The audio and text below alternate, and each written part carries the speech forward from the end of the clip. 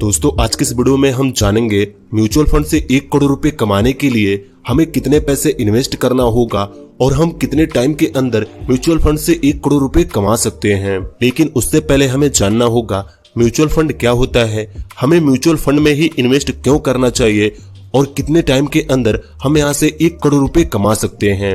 मुझे पता है इससे पहले आपने इस टॉपिक पर YouTube पर बहुत सारी वीडियोस देख चुके होंगे, लेकिन आज की इस वीडियो में मैं आपको एक इजी तरीके से बताने की कोशिश करूंगा क्या सच में म्यूचुअल फंड से 1 करोड़ रुपए कमाए जा सकते हैं। इस वीडियो में हम प्रैक्टिकल कैलकुलेट करके देखेंगे म्यूचुअल फंड से 1 करोड़ कमाने के लिए हमें कितना टाइम लगेगा और कितने पैसे इन्वेस्ट करने होंगे। चलिए पहले हम समझते हैं म्यूचुअल फंड क्या है।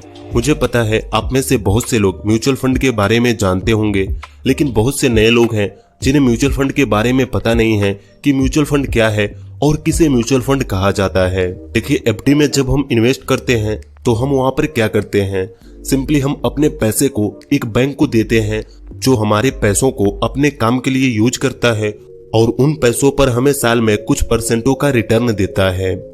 वहीं जब हम म्यूचुअल फंड में इन्वेस्ट करते हैं तो सिंपली यहाँ पर एक शेयर मार्केट का एक्सपोर्ट मैनेजर बैठा होता है जो 50-60 कंपनियों को होल्ड करके बैठा होता है और सिंपली हम इसे अपने पैसे देते हैं उन कंपनियों में इन्वेस्ट करने के लिए। यहाँ पर हम म्यूचुअल फंड में इसलिए इन्वेस्ट करते हैं क्योंकि हमें स्टॉक मार्केट के बारे में नॉलेज नहीं है और वह जो बंदा बैठा हुआ है वह शेयर मार्केट का एक्सपोर्ट मैनेजर है, इसलिए हम उसे अपने पैसे दे देते हैं। वह अपने हिसाब से अच्छी कंपनियों में इन्वेस्ट करता है और हमें रिटर्न देता है। इसी को म्यूचुअल फंड कहा जाता है। बिना स्टॉक मार्केट के नॉलेज के हम स्टॉक में इन्वेस्ट करके अच्छा रिटर्न कमाते हैं, इसी को म्यूचुअल फंड कहते हैं। अब समझते हैं म्यूचुअल फंड में ही इन्वेस्ट क्यों करना चाहिए, क्या इसमें रिस्क नहीं है। देखिए पहले हमें यह समझना चाहिए हर एक चीज में रिस्क है। मान लीजिए आप जिस बैंक में एफडी कराए हैं या जिस बैंक में आप पैसे जमा करते हैं, अगर वो बैंक डूब जाए तो आपका पैसा कौन देगा। अगर हम रिस्क लेने से इतना ही डरते तो दूसरे की कसी हुई बाइक पर इतनी स्पीड से नहीं चलते। वहाँ पर भी तो रिस्क है, किसी दूसरे बंदे ने उस बाइक की नट बोल्ट कसी है और आप उसे इतनी स्पीड से चला रहे हैं। तो सिंपली अगर बात करें म्यूचुअल फंड में रिस्क है या नहीं, तो देखिए रिस्क यहाँ पर भी है क्योंकि कोई भी नहीं जानता कि किस स्टॉक की प्राइस ऊपर जाएगी या नीचे जाएगी। मान लीजिए हम जिस मैनेजर को इन्वेस्ट करने के लिए पैसे दे रहे हैं, अगर उसने गलत स्टॉक में इन्वेस्ट किया तो हमारे पैसे डूब जाएंगे। अगर यहाँ पर भी रिस्क है तो हमें यहाँ पर पैसे इन्वेस्ट करने ही क्यों चाहिए। देखिए हम इन्वेस्ट क्यों करना चाहते हैं, अमीर बनने के लिए, ज्यादा पैसे कमाने के लिए। अगर आपके पास अच्छे खासे पैसे हैं तो आप रियल एस्टेट में, स्टॉक मार्केट में इन्वेस्ट करके अमीर बन सकते हैं। लेकिन हम जैसे लोगों को अमीर बनने के लिए SIP ही बेस्ट ऑप्शन है, क्योंकि हम ज्यादा पैसे कमाते नहीं हैं और हम थोड़े थोड़े पैसे इन्वेस्ट करके अमीर बनना चाहते हैं। देखिए अगर आप महीने के 20,000 रुपए कमाते हैं और उसमें से कुछ पैसे इन्वेस्ट करना चाहते हैं तो आप रियल एस्टेट में इन्वेस्ट कर नहीं सकते और डायरेक्ट स्टॉक में आप 5,000-10,000 रुपए से क्या ही इन्वेस्ट कर लेंगे।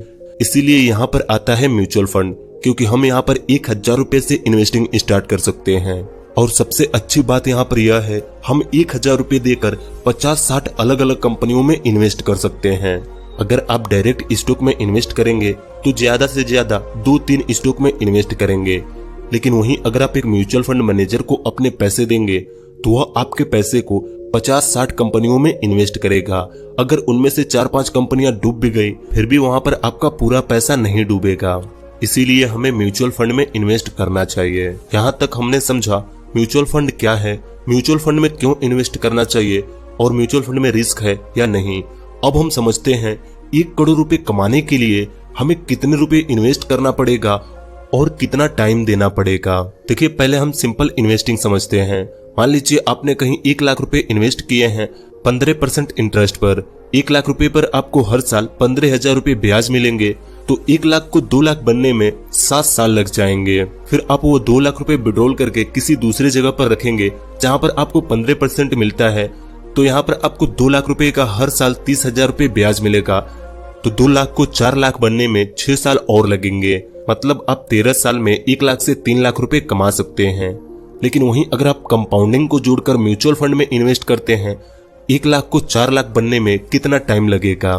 देखिए हमने उसी 1 लाख रुपए को किसी म्यूचुअल फंड में इन्वेस्ट किया और यहाँ पर कंपाउंडिंग इफेक्ट जुड़ गया है, तो हमें 1 लाख रुपए को 4 लाख बनाने में सिर्फ 10 साल का समय लगेगा। और वहीं हम 5 साल और रुक जाते हैं तो उसी 1 लाख रुपए को 4 लाख से 8 लाख बनने में सिर्फ 5 साल का समय लगेगा। 10 साल में 4 लाख, 15 साल में 8 लाख और सिंपल इन्वेस्टिंग में आपने देखा 4 लाख बनाने में 13 साल का समय लगा। तो चलिए अब म्यूचुअल फंड और कंपाउंडिंग इफेक्ट को जोड़कर देखते हैं हमें कितने साल लगेंगे और कितने पैसे इन्वेस्ट करने होंगे।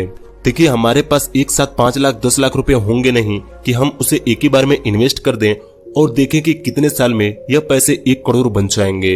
हम यहाँ पर सिंपली SIP करेंगे, थोड़े थोड़े पैसे को इन्वेस्ट करके देखेंगे कि हम कितने साल में 1 करोड़ तक पहुंच सकते हैं। देखिए हम यहाँ पर 15% की एनुअल रिटर्न से कैलकुलेट करने वाले हैं क्योंकि ज्यादातर म्यूचुअल फंड में 15% रिटर्न मिल ही जाते हैं। पहले हम यहाँ पर देखते हैं अगर हम 1000 से मंथली इन्वेस्टिंग करें तो 1 करोड़ तक पहुंचने में हमें कितना टाइम लगेगा। देखिए अगर हम यहाँ पर हर महीने 33 सालों तक 1,000 रुपए इन्वेस्ट करें तो हमारी इन्वेस्टिंग होगी 3,96,000 रुपए और हमें यहाँ पर मिलेंगे 1 करोड़ 6 लाख। 1 करोड़ कमाने के लिए 33 साल लगेंगे 1,000 रुपए इन्वेस्ट करने पर। चलिए वहीं एक बार हम देखते हैं अगर हम 3,96,000 रुपए एक ही बार लमसम में इन्वेस्ट कर दें तो हमें कितने साल लगेंगे 1 करोड़ पहुंचने तक। देखिए अगर हम 3,96,000 रुपए एक ही बार में इन्वेस्ट कर देते हैं तो 1 करोड़ तक पहुंचने में हमें 24 साल लगेंगे। लेकिन इतना सारा पैसा एक साथ हमारे पास हो नहीं सकता, इसलिए हम फिर से SIP को देखते हैं। देखिए अगर हम 3,000 रुपए हर महीने इन्वेस्ट कर 1 करोड़ तक पहुंचने में हमें 26 साल लगेंगे।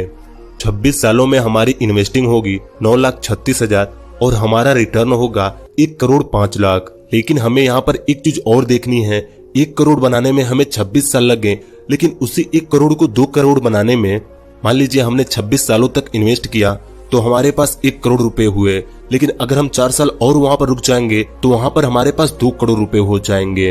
हमने 30 सालों में 10,80,000 इन्वेस्ट किए और हमें यहाँ पर रिटर्न मिला 1 करोड़ 99 लाख। अगर आप 3,000 रुपए मंथली इन्वेस्ट करते हैं तो आपको 2 करोड़ रुपए कमाने में 30 साल लगेंगे। रिटर्न तो ठीक ठाक मिल रहा है लेकिन यहाँ पर टाइम बहुत ज्यादा लग रहा है। देखिए वहीं अगर हम हर महीने 5,000 रुपए इन्वेस्ट करते हैं तो 1 करोड़ रुपए कमाने में हमें 22 साल का समय लगेगा। देखिए वहीं अगर आपके पास 10,000 रुपए हर महीने इन्वेस्ट करने के लिए हैं तो आपको 17 साल लगेंगे 1 करोड़ रुपए कमाने में। एक चीज यहाँ पर आपने नोटिस की होगी, यहाँ पर इन्वेस्टिंग ज्यादा मैटर नहीं करता क्योंकि आप 4 लाख रुपए लगाकर भी 1 करोड़ रुपए कमा सकते हैं और 21 लाख रुपए भी इन्वेस्ट करके आप 1 करोड़ रुपए कमा सकते हैं। यहाँ पर जो चीज मैटर करती है वह है टाइम। देखिए म्यूचुअल फंड से 1 करोड़ रुपए कमाने में आपको कम से कम 25 साल का टाइम देना होगा और 2 करोड़ रुपए कमाने में 30 साल का टाइम देना होगा। देखिए जो चीज रियलिटी है वह आपके सामने है। अगर आपको लगता है कि 5 साल में 6 साल में करोड़ों रुपए कमाए जा सकते हैं म्यूचुअल फंड के द्वारा तो ऐसा बिल्कुल भी नहीं है। हाँ अगर आपके पास हर महीने 1 लाख 2 लाख रुपए इन्वेस्ट करने के हैं तो आप 10 साल में कमा सकते हैं। लेकिन अगर आप मिडिल क्लास से हैं, आप 2,000-5,000 रुपए इन्वेस्ट करना चाहते हैं तो 1 करोड़ रुपए कमाने के लिए कम से कम आपको 25 साल लगेंगे। आई होप कि आपको यह सारी बातें समझ में आई होंगी। YouTube पे बहुत सारी वीडियोस हैं जिसमें लोग SIP करके कुछ सालों में आपको करोड़पति बना देंगे, लेकिन जो रियलिटी है वह आपके सामने है। बस आज के इस वीडियो में इतना ही। इस वीडियो से किसी को डिमोटिवेट करना मेरा मकसद नहीं था, बस आपको रियलिटी दिखाना था कि कितना टाइम लगेगा म्यूचुअल फंड से 1 करोड़ रुपए कमाने में। अगर आपके पास कम पैसे हैं फिर भी आपको इन्वेस्ट करना चाहिए। मनी वेस्ट करने से अच्छा है उससे कहीं इन्वेस्ट किया जाए। बस आज की इस वीडियो में इतना ही। आज की इस वीडियो से आपको क्या सीखने को मिला? क्या आपको म्यूचुअल फंड का फंडा क्लियर हुआ और क्या आप म्यूचुअल फंड में इन्वेस्ट करना सीखना चाहते हैं?